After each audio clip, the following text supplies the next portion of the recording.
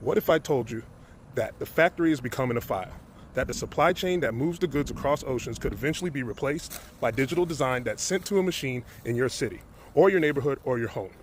In 2015, Klaus Schwab documented Shift 19 in the Fourth Industrial Revolution: 3D printing and manufacturing. The tipping point was at the first 3D printed car in production. 84% of experts expected it by 2025. Here is what the book said in 2015. 3D printing, or additive manufacturing, is the process of creating a physical object by printing it layer upon layer from a digital model. Schwab described it like creating a loaf of bread, slice by slice. Eventually, many different kinds of material will be used: plastic, aluminum, stainless steel, ceramic, advanced alloys, and the printer would be able to do what an entire factory was once required to accomplish. In 2015, GE was already using 3D printing to produce fuel nozzles for its LEAP jet engines. Parts so precise and complex, they could not be manufactured any other way, built through additive manufacturing using alloyed metals layer by layer. That was not a prototype. That was a production part on a commercial aircraft engine. The 3D printing materials and services industry was already valued at $3.3 billion in 2014. Almost 133,000 3D printers shipped worldwide that year alone, a 68% increase from the year before.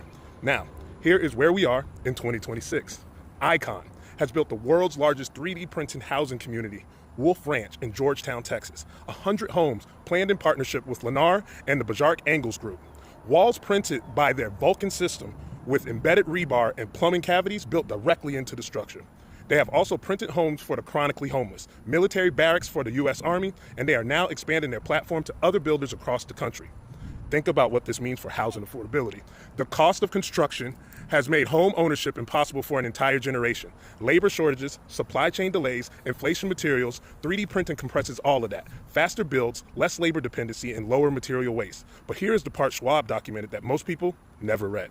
He listed job losses in traditional manufacturing as direct negative impact, piracy of design files, brand and product quality concerns, and the potential that any innovation in manufacturing can be instantly copied. And he asked something that cuts even deeper: to trade barriers, patents, taxes, and government restrictions when anyone with a printer and a file can manufacture anything.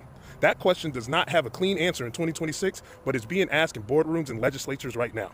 The U.S. military and Department of Defense has significantly increased funding for additive manufacturing. Apple has used 3D printed recycled titanium parts in its products. The aerospace, automotive, and defense industries are moving from prototyping to end-use part printed on demand.